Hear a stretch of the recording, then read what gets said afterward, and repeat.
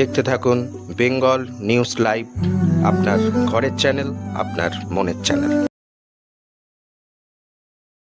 নন্দীগ্রাম রাস উৎসব কমিটির সার্বজনীন রাস উৎসবে উপস্থিত মাননীয় নন্দীগ্রামের বিধায়ক শুভেন্দু অধিকারী মহাশয়। এখন দেখে নেব সেই ছবি। Bureau report, Bengal news live, Nandigram. মহোদয়কে এবং জ্যোৎস্না পাত্র তিনি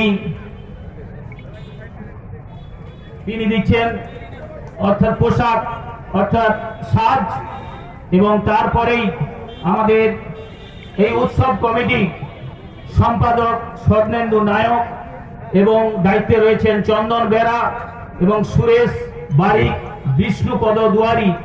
এই চারজন মিলে একটি গীতা, ভগবত গীতা, এবং জয়ন্ত দাস একটি ভগবত গীতা এবং তাম্রপাত্র তুলে দিচ্ছেন মাননীয় শুভেন্দু অধিকারী মহোদয়ের হাতে।